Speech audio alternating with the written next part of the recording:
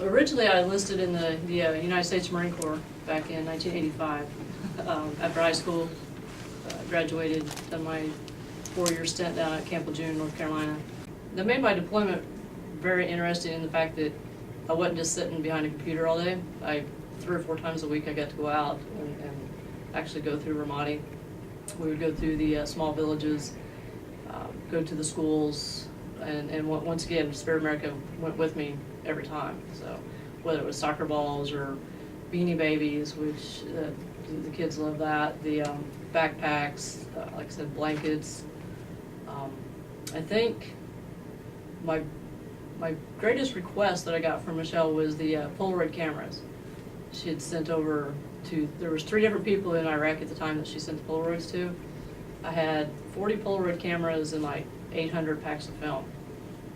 So that got really interesting. We would go out on foot patrols to the Iraqi outpost, and after about an hour or 2 of teaching the Iraqi soldiers how to do the Polaroids, because for about 2 hours they were taking pictures of each other, which was fun.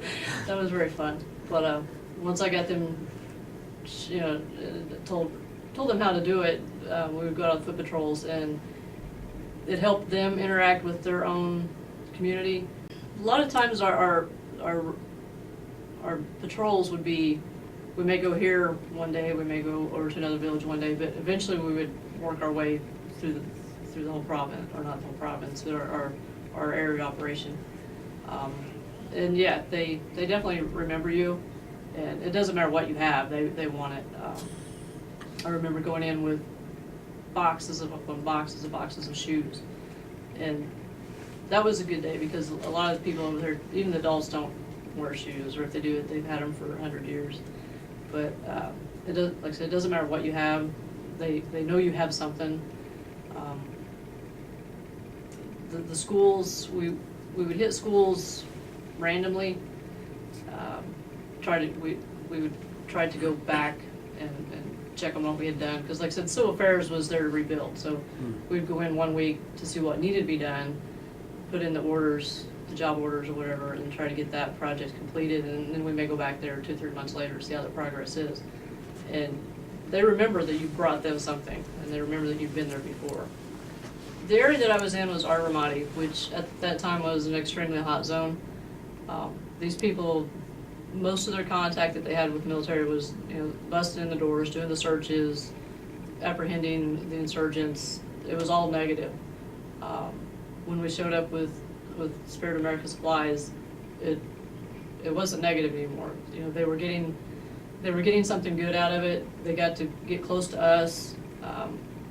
They got to get close to their own soldiers, the Iraqi soldiers, and it just wasn't a negative impact anymore. I guess my only closing thought would be I had complete respect for Spirit America. It didn't matter what I requested or how much I requested. It was there instantly.